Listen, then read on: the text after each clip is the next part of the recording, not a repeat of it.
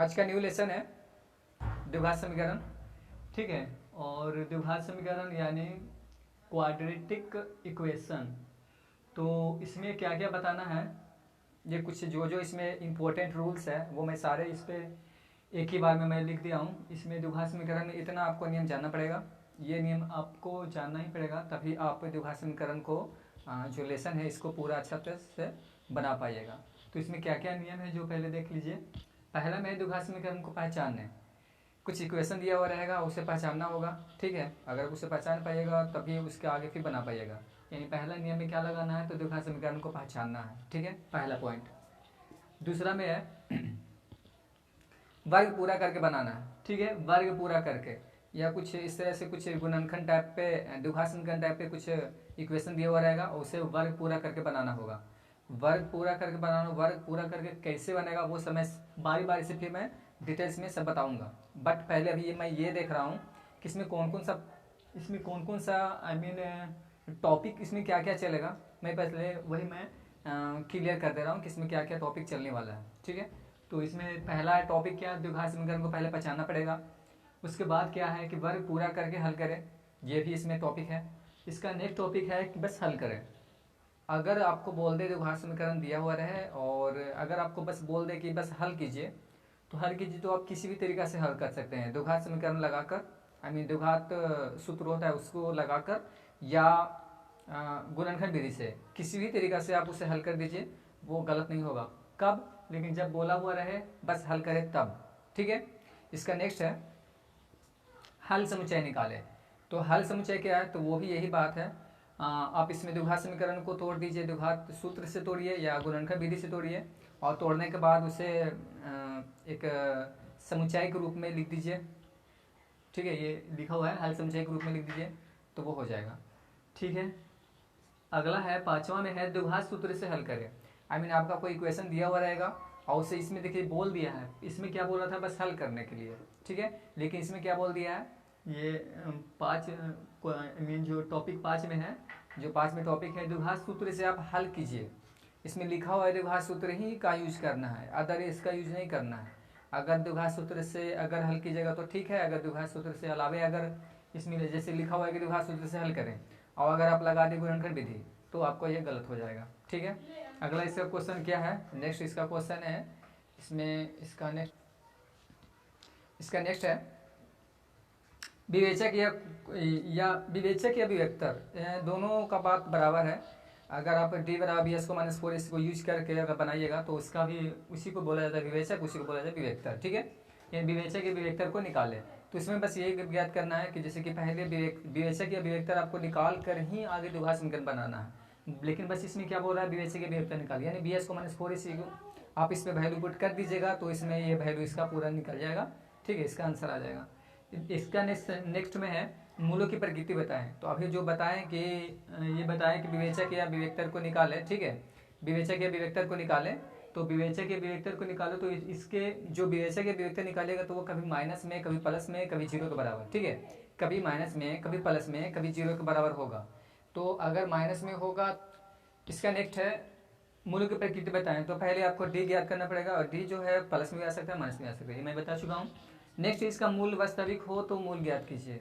अगर मूल वास्तविक हो अब उसको देखना पड़ेगा। अगर डी बराबर आपका आगे जैसे कि माइनस में आया तब उसके आगे कोई भी द्विघात समीकरण का यूज नहीं करना पड़ेगा और ना ही उसके आगे कुछ बन पाएगा। लेकिन अगर द्विघात समीकरण जो आपका डी जो है वैल्यू, ठीक है, वो जो डी वैल्यू है वो जो निकाले हैं वो अगर माइनस में ना होकर प्लस में आए, या जीरो के बराबर हो या कुछ वैल्यू प्लस में हो, तब उसके बाद आपको क्या करना पड़ेगा, तब मूल वास्तविक हो तो मूल ज्ञात कीजिए, तब उस पे उसके आगे आप द्विघात समीकरण का यूज करके, द्विघात सूत्र का यूज करके फिर आगे उसका जो भी हल करना है वो हल कर सकते हैं। लेकिन कब, जब डी का वैल्यू माइनस में ना होगा प्लस में हो, वो जीरो का इक्वल ही क्यों ना हो बट प्लस में होना चाहिए, नहीं तो कुछ वैल्यू होना चाहिए, माइनस में निगेटिव में नहीं होना चाहिए, ठीक है।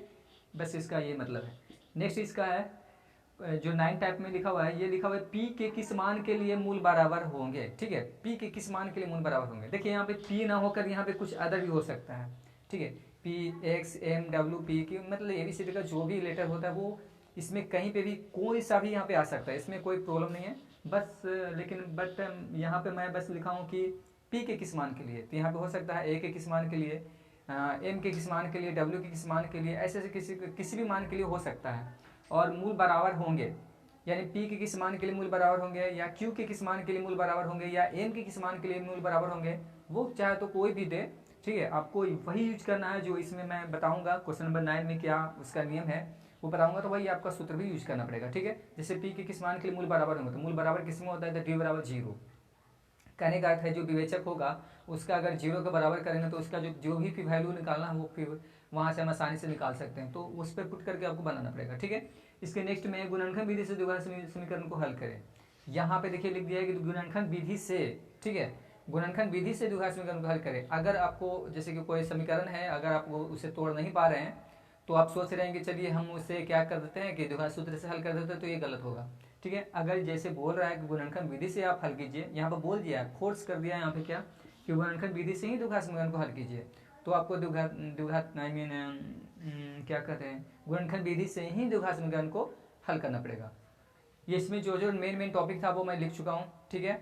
अब इसके बारे में बारी बारी से मैं बताता हूँ कि इससे क्या क्या है। पहले इसमें क्या है, द्विघात समीकरण को पहचाने। तो चलिए कुछ क्वेश्चन देखते हैं वैसा, जैसा हम बताएंगे कि ऐसे द्विघात समीकरण होगा और कैसे नहीं होगा, और हाँ वो भी बिल्कुल शॉर्ट तरीके से बताऊंगा ताकि आपको अच्छी तरीके से समझ में आ जाए। तो चलिए क्वेश्चन की तरफ पहले चलते हैं, चलिए देखते हैं। तो पहला बताना था, इसमें क्या बताना था, इसमें ये बताना था पहला में कि कैसे कोई जैसे कोई समीकरण दिया हुआ है तो इसे कैसे पहचान सकते हैं कि द्विघात समीकरण है या नहीं है, तो इसी के बारे में पहले मैं इसे मैं सोल्व कर रहा हूँ। तो देखिए इसका पहला क्वेश्चन ये है, ये दिया हुआ है x plus 1 into x minus 2 बराबर में है x minus 1 into x plus 5। ये पहले ध्यान दीजिए कि अगर आपका दोनों साइड में, ये देखिए दोनों साइड में x है, इसमें भी दोनों में x है, इसमें भी दोनों में भी x है, अगर दोनों साइड बराबर के इस ओर और बराबर के उस ओर अगर दोनों में आपका x आ चुका है तो आप पक्का ये मान लीजिए कि ये द्विघात समीकरण नहीं होगा, ठीक है, ये द्विघात समीकरण नहीं होगा। अगर ऐसा सिचुएशन आ जाए, दोनों साइड अगर x आ जाए तो आप ये पक्का मान लीजिए कि, और हाँ आप ये बात को ध्यान रखिएगा, जो दोनों साइड x आएगा, जैसे यहाँ पे देखिए ये भी x यहाँ पे भी है इंटू में, ये जो इंटू में बंद है x, ठीक है, तो ये भी इंटू में जो x बंद है वो अकेला है, ठीक है, ये भी जो x इंटू में बंद है वो कैसा है, वो अकेला है। और ये इसमें जो है x यहाँ पे देखिए, x यहाँ पे देखिए, ठीक है, यहाँ पे देखिए ये जो x है, यहाँ पे ध्यान दीजिए, ये जो x है, तो यहाँ भी देखिए इसमें x जो अकेला है, ठीक है, यहाँ पे भी अकेला x है, और यहाँ भी x अकेला है, और ये साइड भी x अकेला है, यहाँ भी x जो कुछ अकेला है। अगर दोनों साइड में इसी तरीके से अगर अकेला अकेला हो x, ठीक है, तो आप मतलब कि हम बता सकते हैं कि द्विघात समीकरण फिर नहीं होगा। ऐसे हम हल करके देख लेते हैं द्विघात समीकरण होता है या नहीं होता, लेकिन मैं जो टॉपिक था वो जो कुछ पहचाने का कुछ रूल्स था वो मैं बता रहा हूँ। अगर ये साइड में कहीं भी अगर x में कहीं पे 2 से मल्टीप्लाई हो, या इसमें x में 3 से मल्टीप्लाई हो, या इस तरफ कहीं पे x में 4 से मल्टीप्लाई हो, या इसमें 1 में मल्टीप्लाई हो या 1 में नहीं हो, और दोनों साइड देखने के बाद मतलब कि दोनों साइड इक्वल ना नजर आए, ठीक है, अगर दोनों साइड पहले से ही देखिए x से जो इक्वल है सब में, इसमें भी देखिए सिंगल x तो सिंगल x, सिंगल x तो सिंगल x, ऐसे ही दोनों में इक्वल दिख रहा है। जब इक्वल दिख रहा है तो ऑटोमेटिक ये द्विघात समीकरण नहीं होना चाहिए, ठीक है, क्योंकि वो कट जाएगा, ठीक है, मल्टीप्लाई होगा तो वो कट जाएगा। खैर हम इसे हल करके देखते हैं द्विघात समीकरण हो गया नहीं होगा। और द्विघात समीकरण का नियम तो पता है, इसमें पावर क्या होना चाहिए, द्वि यानी 2। द्विघात सूत्र द्विघात समीकरण पहचानने का सिंपल आइडिया यही है कि उस पर पावर 2 होना चाहिए, और इसका व्यापक रूप होता है ax square plus bx plus c। तो इसमें देखते हैं इसमें क्या होता है, इसमें अगर उतना आएगा तो फिर ठीक है, अगर नहीं आएगा तो फिर गलत है। तो इसे हल करते हैं, तो देखिए इसे हल करते हैं। तो इसमें हल करने के लिए देखिए इसमें पहले x करते हैं, ऐसा करते हैं, मैं इसे बिल्कुल प्रसार रूप में हल करता हूँ ताकि आप लोग को दिक्कत ना हो। तो ये अगर इस तरीके का मल्टीप्लाई नहीं भी आता है तो देख लीजिए, x यहाँ पे से ये निकालिए, फिर ये पूरा लिखिए x माइनस 2, अभी प्लस 1 निकालिए, ठीक है, फिर से ये लिखिए x माइनस 2, ये या के चिन्ह देते जाइए, यहाँ पे कितना है, फिर यहाँ पे वही वर्क करिए, तो x निकाले तो x प्लस 5 लिख दिए, और फिर से माइनस, देखिए यहाँ पे ये माइनस 1 निकला, ठीक है, और फिर से ये लिखाएगा माइनस 1 निकाले ना, यहाँ पे और जाइए ग्रेज कर देते हैं, ये देखिए यहाँ पे माइनस 1 निकाले हैं और ये लिखे हैं x प्लस 5। अब इसे देखिए आप हल कीजिए, x मल्टीप्लाई होगा तो x स्क्वायर होगा, यहाँ पे माइनस 2x प्लस यहाँ पे 1x हो जाएगा, 1 यानी x हो जाएगा, माइनस 2 बराबर यहाँ पे कितना आया, तो x स्क्वायर होगा प्लस 5x हुआ, ठीक है, माइनस x, और इधर होगा minus I mean plus minus minus 5, यहाँ पे देखिए, यहाँ पे हुआ एक्स स्क्वायर माइनस 2x में से 1x जाएगा तो यहाँ पे x बचेगा बस, ये -2 है, बराबर यहाँ पे एक्स स्क्वायर है, प्लस देखिए 5x में से 1x जाएगा, घट जाएगा तो बस ये क्या बचेगा, 4x बचेगा -5। यहाँ पे एक बात ध्यान दीजिए, एक काम कीजिए, दोनों आप एक ही तरफ ले लें ताकि आपको ज़्यादा समझ में आए। तो x square minus x minus two, ये प्लस में है तो जाएगा माइनस में एक्स स्क्वायर, ये प्लस में 4x है तो माइनस में 4x, ये माइनस में 5 है तो ये साइड में आने के बाद प्लस में 5, इधर क्या बच गया, 0 बच गया। देखिए प्लस में तो माइनस में, ठीक है, कट गया, ये -x और -4x तो ये यहाँ पे हो जाएगा -5x, ये 5 में से 2 घटाना है तो हो जाएगा 3, बराबर क्या होगा, 0। इस पे x पे पावर इसका देखिए, x पे इसका जो पावर है वो 2 नहीं है बल्कि 1 है। तो द्विघात समीकरण होने के लिए क्या चाहिए, द्विघात समीकरण होने के लिए पावर उसका 2 चाहिए, बट इसमें 2 तो है नहीं, तो जब 2 नहीं है तो द्विघात समीकरण नहीं है, द्विघात समीकरण, हाँ द्विघात समीकरण ये नहीं है, ये प्रूफ हुआ। ये इसी तरीके से देखा जाएगा, आप इसी तरीके से हल कीजिए, चाहे तो फार्मूला हल करने के लिए कुछ यूज भी करना पड़ सकता है, जैसे ए स्क्वायर माइनस बी स्क्वायर, ए प्लस बी का whole square, A minus B का होल स्क्वायर, ए क्यू माइनस बी क्यू, ए प्लस बी के होल क्यू, ए क्यू, ऐसा कुछ भी फार्मूला लग कर भी हल हो सकता है। जैसा भी हल हो, आप बस हल करने के बाद बस ये देखिए कि जो हल आप किए हैं, करने के बाद जो इसका वैल्यू है एक्स पे जो पावर है वो अगर 2 आ रहा है तो द्विघात समीकरण होगा, अगर 2 नहीं आ रहा है तो द्विघात समीकरण नहीं होगा। एक क्वेश्चन और है वो साइड, तो उसे भी देख लेते हैं, द्विघात समीकरण वो है या नहीं है, तो उसे भी देख लेते हैं। खैर उसे मैं यहाँ पे ही हल कर देता हूँ, ठीक है। तो यहाँ पे क्वेश्चन है, नेक्स्ट क्वेश्चन है एक्स स्क्वायर, ठीक है, ये कितना है एक्स स्क्वायर, यहाँ पे एक्स स्क्वायर है और plus x square plus 2x, ठीक है, इक्वल में है -2 और यहाँ पे करना है 3 - x से। तो यहाँ पे देखिए, ध्यान दीजिए, यहाँ पे एक्स स्क्वायर, यहाँ पे देखिए, अगर यहाँ पे पहले समझाने के लिए बात करते हैं तो यहाँ पे देखिए, यहाँ पे क्या है, इसमें ये साइड क्या है, एक्स स्क्वायर, पहले से इसमें एक्स स्क्वायर है, द्विघात समीकरण में क्या चाहिए, एक्स स्क्वायर हमें चाहिए, पहले से इसमें एक्स स्क्वायर है, तो ये तो हो जाना चाहिए द्विघात समीकरण, तो ये होना चाहिए, लेकिन अभी नहीं, अभी इस ये साइड हल करना पड़ेगा, लेकिन ये साइड हो ही जाएगा द्विघात समीकरण। वो ऐसे इसलिए क्योंकि इसमें देखिए पावर 2 है, लेकिन इसमें पावर कितना है, सिंगल है, तो ये तो काटेगा नहीं इसको, ठीक है, क्योंकि ये सब तो बराबर है, ये तो बराबर इसके नहीं है, ये एक्स स्क्वायर है और ये सिंगल एक्स है, अगर मल्टीप्लाई भी हो रहा है तो -2 से हो रहा है, तो उससे कोई प्रॉब्लम नहीं है, पावर तो नहीं बढ़ेगा ना, वो बढ़ेगा तो गुणांक उसका बढ़ेगा, पावर तो वही रह जाएगा, ठीक है। तो पावर वही है, मतलब कि पावर दोनों का बराबर नहीं हो रहा है, यानी तो ये जो है एक्स इसको नहीं काट पाएगा, नहीं काट पाएगा, मतलब द्विघात समीकरण हो जाएगा। अगर काट भी लेता लेकिन ये साइड आने के बाद 2 बच जाता, एक्स पे पावर 2 बच जाता तो द्विघात समीकरण हो जाता। खैर इसे हल करके देखते हैं कि क्या होता है क्या नहीं होता है।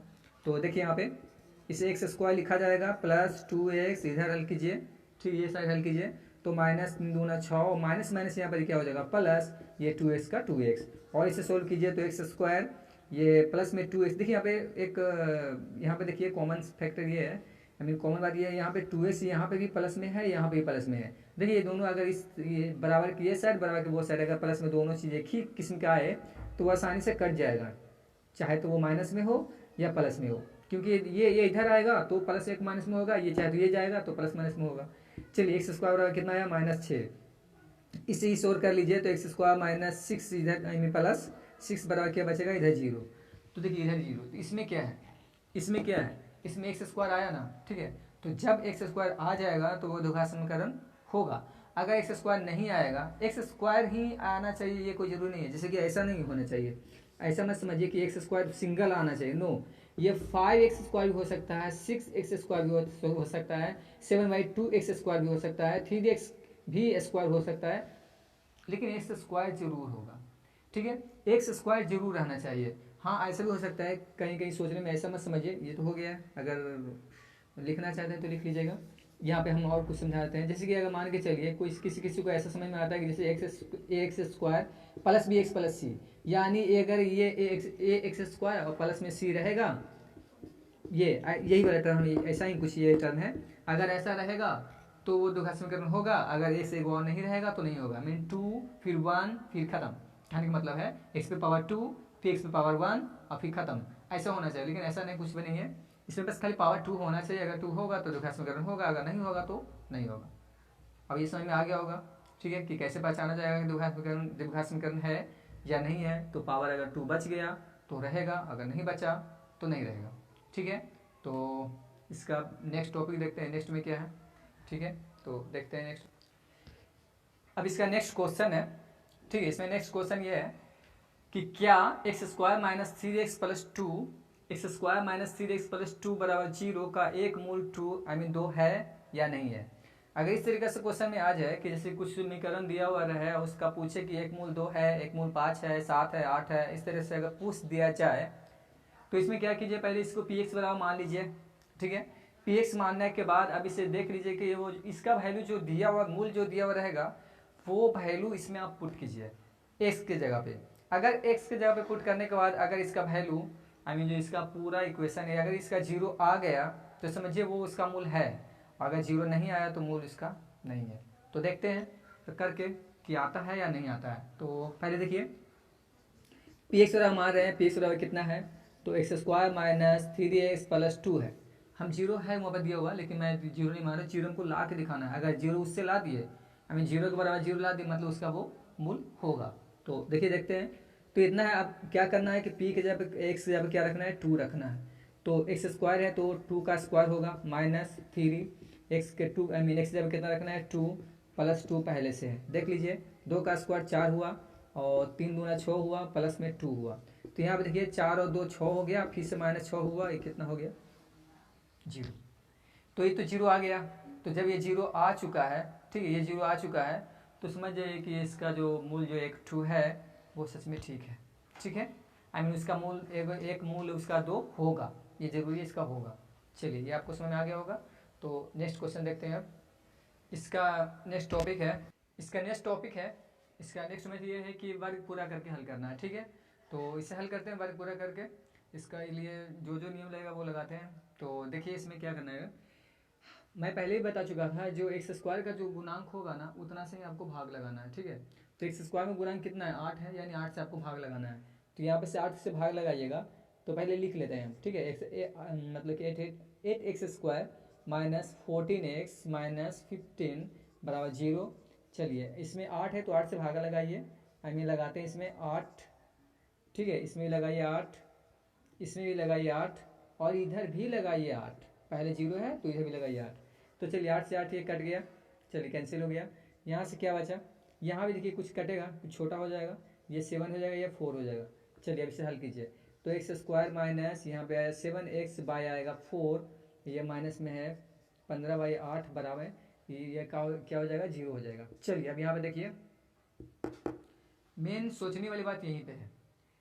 अगर आपको इस तरीके से मैथ आ जाए और वर्ग पूरा करके हल करना है तो इतना बनाने के बाद पहले जो है सो उससे भागा दे दीजिए। इतना करने के बाद आप ये देखिए कि जितना अगर नीचे है सिंगल एक्स जिसमें रहेगा ना उसमें सिंगल एक्स वाला में देखिए जितना नीचे है उतना आपको जो है उसे आप दुगना कीजिए, और दुगना करके ऊपर में उसके अंश में मतलब हर में 200 गुना कीजिए, अंश में 200 गुना कीजिए, मतलब बस वही है। ठीक है, तो हम वही काम कर रहे हैं। तो एक्स स्क्वायर माइनस टू, ये पहले हम खुद लगा रहे हैं, टू ये टू जो है ना हम खुद लगा रहे हैं। तो खुद लगा रहे हैं तो इसको खुद हटाना भी है। तो हटाने के लिए क्या करते हैं, ये चार है जो इसको आठ कर देते हैं, हट जाएगा, ये कटेगा दो चौके आठ, तो आ जाएगा उतना ही। तो बात बराबर है, यानी सेवन बाई एट आया ज़्यादा। तो सेवन बाई एट से हम क्या कर देते हैं, स्क्वायर करके जोड़ देते हैं, और स्क्वायर करके में ही हम क्या करते हैं, घटा देते हैं। यहाँ पर घटाए नहीं है, ये घटा देते हैं। ये पहले से पंद्रह बाई आठ माइनस में, तो पंद्रह बाई आठ माइनस में बराबर जीरो है, तो बराबर जीरो है। चलिए ठीक है, अब देखिए यहाँ पे ये जो है यहाँ से यहाँ तक एक फॉर्मूला टाइप पे बन चुका है, ए स्क्वायर माइनस टू यहाँ पे ए में एक्स है प्लस बी यानी बी स्क्वायर, यानी यहाँ से यहाँ तक क्या हो जाएगा, ए प्लस बी का होल स्क्वायर हो जाएगा, यानी X minus seven by eight का whole square, A minus B का होल स्क्वायर का फॉर्मूला पे बना। ये दोनों को आप वो साइड कर दीजिए, तो सेवन सेवन यानी 79 आई मीन 49 हो जाएगा, ये 64 हो जाएगा, ये वो साइड करने के बाद आई मीन जाने के बाद ये इतना का इतना ही रहेगा। चलिए ठीक है, अब यहाँ पे देखिए x minus seven by eight है, दिख रहा है ना, ठीक है दिख रहा है, यहाँ पे स्क्वायर में है बराबर, यहाँ पे देखिए इसे एलसीएम निकालिए तो 64 होगा, ये कैंसिल हो गया, ये ऊपर में हो जाएगा 49 प्लस का प्लस आठ आठ यानी आठ बार में कट जाएगा, और पंद्रह आठ बीस सात से यानी 120। ठीक है 120 आएगा यहाँ पे। अब यहाँ पे देखिए क्या होगा, x minus seven by eight अभी दिख रहा है, चलिए ठीक है दिख रहा है, बराबर यहाँ पे देखिए उस ऊपर इसको ऐड कर दीजिए, ठीक है कितना हो जाएगा 169 हो जाएगा ना, और नीचे हो जाएगा 64। तो 169 का निकलता है, शायद निकलता है यही कोई 13 निकल जाएगा, ठीक है। और 64 का निकलेगा 8, आई मीन 8 निकल जाएगा। तो अब इसे आसानी से बना सकते हैं, अगर उतारना है तो उतार लीजिए और फिर हम इसे आगे हल करते हैं, ठीक है। देखिए इससे अब ऊपर में हल करते हैं, ये कितना है, ये है x माइनस 7/8, ठीक है। x माइनस 7/8 का होल स्क्वायर है और ये है 169/64। चलिए 64, ये स्क्वायर हटेगा तो रूट में जाएगा, तो हटाइए। तो x माइनस 7/8 ये हुआ, ठीक है। ये स्क्वायर हटेगा तो ये रूट में जाएगा 169/64। अब यहाँ पर से वैल्यू निकाल लीजिए, इसे हटा देते हैं। तो यहाँ पर से तो x माइनस 7/8 है, चलिए इतना हुआ ये। और ये साइड कितना जाएगा, 169 का आएगा 13, ये इसका आएगा 8, ये आएगा प्लस में, एक आएगा माइनस में। तो अब यहाँ पे ऐसे हल करते हैं, x माइनस 7/8, ठीक है। x माइनस 7/8 बराबर में रख लेते हैं यहाँ 13/8, आई मीन 13/8 रख लेते हैं। और एक और बनाते हैं, तो x माइनस 7/8 यहाँ पे पहले से है और ये साइड रख लेते हैं, माइनस में रख लेते हैं, ठीक है। यानी माइनस में 13/8 ये हुआ। अब उसे हल कीजिए, इसे हल कीजिए, इसे वो साइड जाएगा, यहाँ पे बता देते हैं, ठीक है। देख लीजिए यहाँ पे, यानी कितना है, x माइनस 7/8 बराबर आया है 13/8। तो इससे हल करते हैं, तो x ये माइनस में है तो उसे जाके जाने के बाद क्या होगा, प्लस में, प्लस में पहले से ही है 13/8। और इसे हल कीजिए तो 8 का 8 हुआ, 17 और 13 क्या होगा, ये 20 हो जाएगा। काटिएगा तो 20 का आधा 10, 8 का आधा 4, 10 का आधा 5, 2 4 का आधा 2, यानी 5 आया 2। इसका x बराबर x मतलब एक का वैल्यू आया 5/2। अभी एक और है, उसे भी हल कर लेते हैं। चलिए यहाँ पे इसे हल कर लेते हैं, यहाँ पे इसे हल कर लेते हैं, ठीक है। ये कितना है, x बराबर एक हम वहाँ पे लिखते हैं, तो ये आएगा 7/8 माइनस 13/8, ये ऐसा कुछ है। तो 8 का जैसे 8 हुआ 8, 7 माइनस 13 हुआ, ये इसे घटाइएगा तो 7 6 13 होगा ना, यानी माइनस में 6 होगा।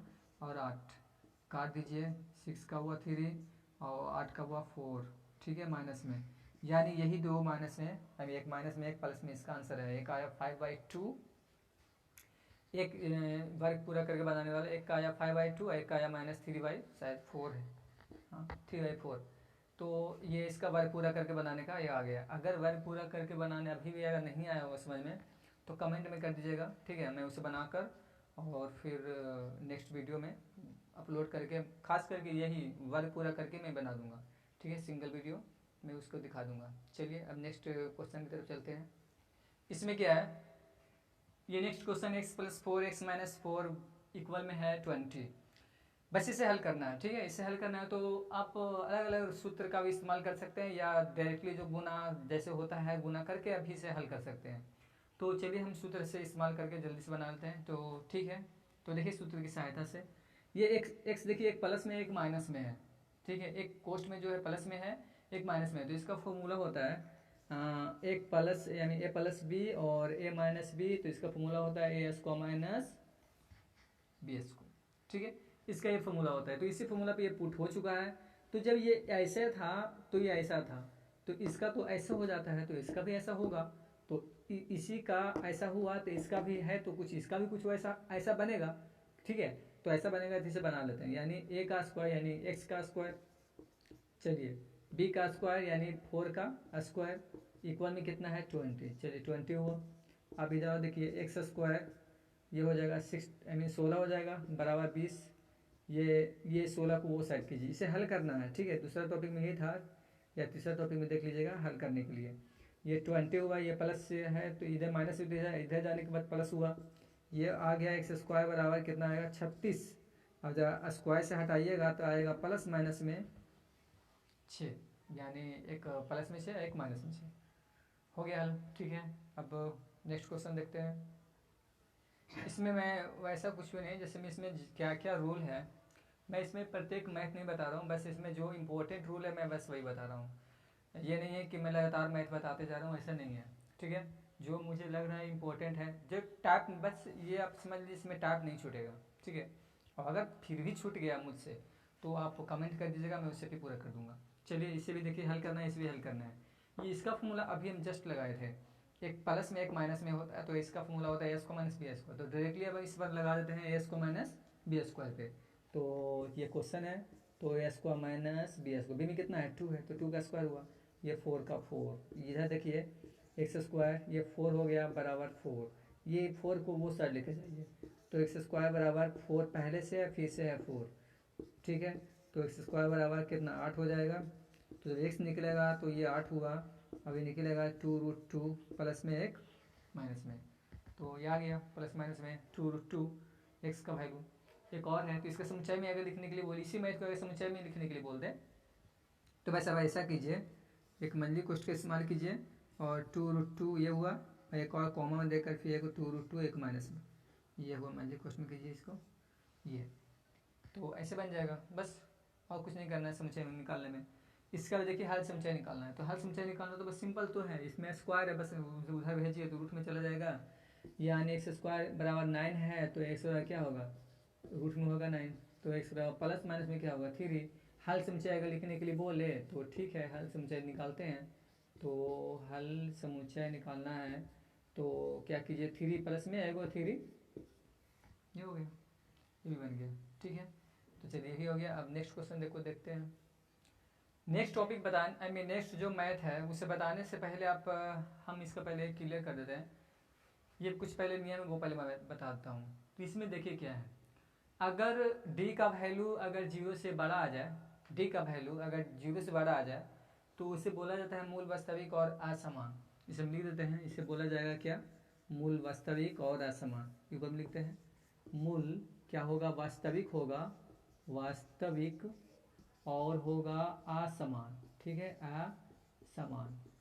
असमान कहने का मतलब क्या, अनबैलेंस हो गया, यानी एक तरफ बड़ा हो गया एक तरफ छोटा हो गया, इसका मतलब ये है। और इसमें क्या है, अगर जो बी एस को माइनस 4ac है उसी का वैल्यू अगर छोटा आ जाए, 0 से छोटा हो जाए, तो 0 से छोटा क्या यानी माइनस में हो जाए, ठीक है, यानी ये होगा मूल वास्तविक और अधिक, मूल वास्तविक नहीं होगा, इसे मूल वास्तविक होगा ही नहीं, क्योंकि ये छोटा हो जाएगा, 0 से छोटा यानी माइनस में नेगेटिव में, यानी इसका कोई हल नहीं होगा। बस इसके ये यही लिखिए, कोई हल नहीं, मैं डायरेक्ट लिखता हूँ कोई हल नहीं होगा, ये ऐसा होगा, ठीक है। अब अगर 0 के बराबर आ जाए, जो डी का जो वैल्यू है बी एस को माइनस 4ac अगर 0 के बराबर आ जाए, तो अब अगर 0 के बराबर आ जाए तो अब पक्का यही होगा कि मूल वास्तविक है, और इसमें उसमें तो असमान था क्योंकि एक तरफ बड़ा था एक तरफ छोटा हो गया, ये तो बराबर हो गया ना, तो मतलब समान हो गया, यानी इसे लिख सकते हैं मूल वास्तविक और क्या है, समान है, मूल वास्तविक और क्या है, समान है। चलिए भी हो गया। तो अब ये तीनों बात समझ में आ गया होगा कि कैसे मूल वास्तविक और समान होगा, कैसे मूल वास्तविक नहीं होगा, कैसे मूल वास्तविक और असमान होगा।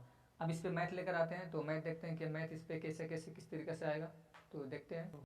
चलिए इसका नेक्स्ट मैथ है, इसमें नेक्स्ट ये है कि 5x² माइनस 4x प्लस 2 बराबर 0, इसका विवेचक ज्ञात करना है, विवेक्तर ज्ञात करना है, डी ज्ञात करना है, तीनों को बात बराबर है, विवेचक विवेक्तर या डी तीनों को बात बराबर है, ठीक है। तो चलिए इसके हल करते हैं। तो यहाँ पे देखिए a बराबर कितना आएगा 5 आएगा, आएगा ना, ठीक है, और b बराबर -4 आया, c बराबर आया 2, तो d का वैल्यू क्या होता है, फॉर्मूला क्या होता है, बी एस का -4ac, b में कितना है, तो b में देखिए कितना है, b में है -4 यानी -4 का होल स्क्वायर -4, a का मान 5 है और c का मान कितना है 2 है। चलिए ये 16 हो गया, -4 × 5 = 20 और b दूना 40, ये घट के आ जाएगा -24, देखिए माइनस में आया 24, तो जब माइनस में आया तो इसे क्या लिखा जाएगा, तो इसमें लिखा जाएगा कि मूल वास्तविक नहीं है, ठीक है। अगर बस विवेचक निकालने के लिए बोल देते तो यहीं तक बनाइएगा, बस ये खत्म हो गया। अब अगर क्वेश्चन में और भी आ जाए विवेचक निकाले एवं प्रकृति भी बताएं, तो प्रकृति भी बताएं, तो इसमें बस खाली ये देख लीजिए, अगर माइनस में आया तो मूल वास्तविक नहीं है, प्लस में आया तो मूल वास्तविक और असमान है, अगर 0 के बराबर मतलब 0 आया तो मूल समान है, ठीक है। तो यहाँ पर क्या होगा, मूल वास्तविक नहीं है, यानी मूल वास्तविक क्या होगा, मूल वास्तविक क्या है, नहीं है, तो यहाँ पर लिख दिए मूल वास्तविक नहीं है। चलिए मूल की प्रकृति भी ज्ञात हो गया, इसमें विवेचक भी ज्ञात हो गया और प्रकृति भी बता दिया। अब नेक्स्ट में देखते हैं, इसमें नेक्स्ट टॉपिक ये है कि इसमें क्वेश्चन है p के किस मान के लिए px² माइनस 5x प्लस 3 बराबर 0 होगा, और इसमें यह भी दिया हुआ है कि मूल बराबर है। तो जब मूल बराबर दे दिया है और p का वैल्यू निकालना है, p के किस मान के लिए मूल वास्तविक और समान होगा, तो मूल वास्तविक और समान जो होता है जिस फॉर्मूला पे वो फॉर्मूला आप यूज कर लीजिए, और उसका वैल्यू पुट कर दीजिए, पी का आसानी से वैल्यू निकल जाएगा, वो बन जाएगा, ठीक है। तो और हाँ, आप ये भी समझ लीजिए, ये यहाँ पे पी का किस मान के लिए बोल रहा है, पी की जगह पे आप ABCD का कोई अलग भी लेटर रह सकता है, इससे कोई प्रॉब्लम नहीं होगा, ठीक है। तो बनाते हैं। तो ऐसा पहले करते हैं, ए बराबर कितना है, ए बराबर पी होगा और बी बराबर होगा -5 और सी बराबर होगा 3। अब मूल बराबर है तो मूल बराबर मतलब कि क्या है, यानी डी बराबर 0, मतलब मूल बराबर हुआ। अब डी का वैल्यू कितना होगा, तब बी स्क्वायर -4AC बराबर 0। चलिए बी का वैल्यू कितना, -5, यानी -5 का क्या होगा, स्क्वायर आएगा -4। ए में कितना है तो पी है, और सी में कितना है तो 3 है, बराबर कितना है 0, ठीक है। ये हुआ 5 5 25 -4 12, और ये हुआ पी बराबर 0, दिख रहा है ना, ठीक है। अब यहाँ पर देखिए 25 बराबर हो जाएगा 12p, यानी आप p का वैल्यू अगर निकाला जाए, यहाँ से p का जब वैल्यू निकाला जाए तो कितना आएगा, तो p का वैल्यू आएगा 25/12, ये इसका आंसर आ गया। तो समझ में आ गया होगा p के किस मान के लिए मूल बराबर होगा। अब इसी तरीके से कोई भी आ जाए, कोई भी मैथ इस तरीके से आ जाए कि p के किस मान के लिए, m के किस मान के लिए, d के किस मान के लिए, w के किस, आई मीन ABCD का लेटर कोई भी आए, यही रूल लगाइएगा और एक बना दीजिएगा, ठीक है। चलिए नेक्स्ट मैथ को देखते हैं। नेक्स्ट क्वेश्चन है x² + 2x + 1 बराबर 0। इसमें क्या करना है, गुणनखंड विधि से, ठीक है, गुणनखंड विधि से क्या करना है, हल करना है या मूल निकालना है। तो इसमें ये बोला जा रहा है कि गुणनखंड विधि से मूल ज्ञात करना है। तो चलिए निकालते हैं, गुणनखंड से तोड़ के निकालते हैं, तो देखते हैं। तो इसमें देखिए क्या कीजिए, x² + 2x को हम ऐसे लिख सकते हैं, अगर 1x को हम एक ही बार पढ़ें तो 1 आएगा मल्टीप्लाई होकर, और जोड़ कर आ जाएगा 2, तोड़ा हूँ गुणनखंड, ठीक है। ये कितना आएगा, +1 बराबर 0। तो यहाँ से x को कॉमन कर लीजिए तो x + 1 आया, यहाँ भी +1 कॉमन कर लीजिए तो यहाँ आएगा x + 1 बराबर 0। तो यहाँ से आएगा x + 1, ये भी है x + 1, ये दोनों सेम है ना, यहाँ से यहाँ लिखाता है, यहाँ से यहाँ लिखाता है 1 बराबर 0, ये लिखाता नहीं है, बशर्ते ये दोनों कॉमन हो जाते हैं। तो यहाँ से ये बचेगा, यहाँ से ये बचेगा, बस सिंपल है। चलिए ऐसे हुआ, ये क्वेश्चन था। अब दोनों से बराबर में 0 कीजिए, यानी x + 1 बराबर है 0, और इसका पार्ट भी 1, यानी इतना बराबर है 0, क्योंकि मूल ज्ञात करना है ना, तो इस तरह से वैल्यू करना पड़ेगा। तो ये प्लस में तो हो जाएगा, क्या हो जाएगा, माइनस में हो जाएगा 1, ये भी प्लस में तो हो जाएगा, क्या हो जाएगा, माइनस में 1, यानी इसका आया -1 और -1, इसका आंसर हुआ ये गुणनखंड विधि से। अब अगर यही हल करने के लिए बोल देते द्विघात सूत्र से, तो मैं एक द्विघात सूत्र से हल करके दिखा देता हूँ, तो आपको समझ में आ जाएगा। तो चलिए निकालते हैं द्विघात सूत्र से। चलिए जो मैथ दिया हुआ था अभी गुणनखंड विधि से, उसी को मैं लिया हूँ, ठीक है। इसी को अगर निकालूंगा तो इसका भी तो वही आएगा वैल्यू ना, आना चाहिए, द्विघात सूत्र से वही आना चाहिए, इसलिए मैं इसे इसी रखा हूँ। तो चलिए इसमें मैं निकाल लेते हैं। तो पहले ए बराबर देखिए कितना है, तो ए बराबर कितना है, 1 छुपा हुआ है, बी बराबर कितना है तो 2 है, और सी बराबर कितना है तो 1 है। तो एक पहले डी का वैल्यू आपको ज्ञात करना पड़ेगा, अगर माइनस में आएगा तो आगे नहीं बनाइएगा, प्लस में आएगा तो आगे बनाइएगा, और फार्मूला भी लगाकर वैल्यू पुट करके, फार्मूला लगाकर जो उसका मान आएगा वो आपको दिखाना पड़ेगा। तो चलिए पहले तो इसमें डी निकाल लगाना पड़ेगा, ठीक है। तो लगाते हैं, डी बराबर b² - 4ac, बी में कितना है तो 2 है, तो 2 का स्क्वायर हुआ, -4, एक में कितना है 1, और सी में कितना है 1, वैसे हुआ, ये 4 हुआ, -4 एकम 4, 4 एकम 4, यानी ये कितना है 0। देखिए 0 आया, माइनस में तो नहीं आया ना, 0 आया है तो आगे चलेगा, अगर माइनस में आएगा तब आगे नहीं बनाना, लेकिन 0 आएगा तो आगे बनेगा।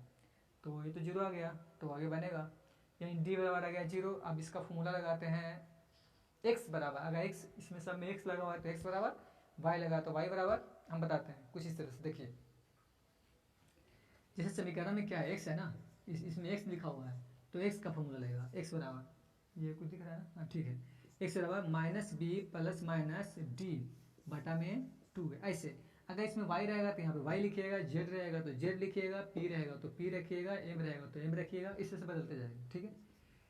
चलिए b में कितना है, b का वैल्यू कितना है 2 है, तो माइनस में ये 2 हो गया, प्लस माइनस d का वैल्यू कितना आया है, d का वैल्यू कितना आया है तो कितना आया 0, 0 रख दिए, ये 2, और a का वैल्यू कितना है, a का वैल्यू 1 है, चलिए 1 रख दिए, -2 प्लस माइनस 0 का निकलेगा 0, ये 2 एकम 2, एक बार जोड़ दीजिए एक बार घटा दीजिए, तो -2 + 0/2, और फिर -2 - 0/2, दिख रहा है ना, हाँ, चलिए -2/2 हो जाएगा यहाँ पर से, ये -2/2 हो जाएगा, कट गया तो आ गया -1 यही तो आपको निकालना था।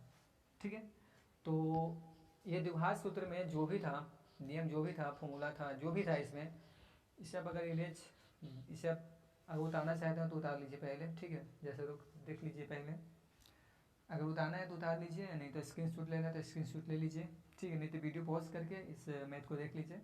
ठीक है, चलिए, अगर अगर इसमें फिर भी आपको कुछ प्रॉब्लम हो तो आप हमको कमेंट में जाने के बाद उसमें आप जो मैथ अगर इस टाइप का अगर नहीं बन रहा है द्विघात सूत्र से, आई मीन द्विघात सूत्र से या गुणनखंड विधि से, तो आप कमेंट कर सकते हैं, मैं उसे बना दूंगा।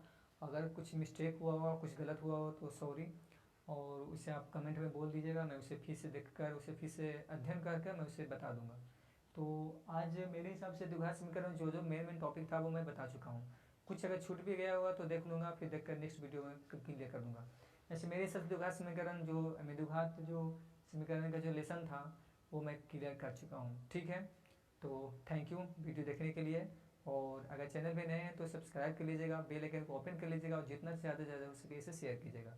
ठीक है, और ये जो 2021 में अगर जो एग्ज़ाम देने वाले हैं उनके लिए एक अलग मैं वीडियो लेकर आने वाला हूँ। वो बस इसमें वैसा ऑब्जेक्टिव रहेगा जो वहाँ पे पूछने लायक रहेगा, चाहे तो वो किसी भी टॉपिक से हो, आई मीन किसी सब्जेक्ट से हो, वो मैथ से हो, बायो से हो, आई मीन साइंस से हो, या सोशल साइंस हो, फिजिक्स आई मीन, और हिंदी हो, इंग्लिश हो, संस्कृत हो, ये किसी भी सब्जेक्ट से हो। ठीक है, मैं उसके लिए अलग अलग वीडियो उसमें लाऊंगा। बस एक ही बार ऑब्जेक्टिव आपको देखना है, ये कोई 50 या 20 या 30 ऐसे कुछ ऑब्जेक्टिव रहेगा, वो उतना आएगा, जरूर आएगा वो। ठीक है, तो चलते हैं, इसको बनाने देते हैं। नेक्स्ट वीडियो में नेक्स्ट लेसन लेकर आएंगे। ये तो कंप्लीट हो चुका है, इसमें मैं पूरा प्रॉब्लम नहीं बताया हूँ। अगर प्रॉब्लम कुछ होगा कमेंट कर दीजिएगा, या कमेंट में बस बोल दीजिएगा कि इतना ये मैथ का इतना बनाना है, इतना नंबर क्वेश्चन बनाना है, मैं बना दूंगा। ठीक है, और एग्ज़ाम काफ़ी नज़दीक है तो उस पर लगे रहिए। ठीक है, कंटिन्यू। ठीक है, थैंक यू।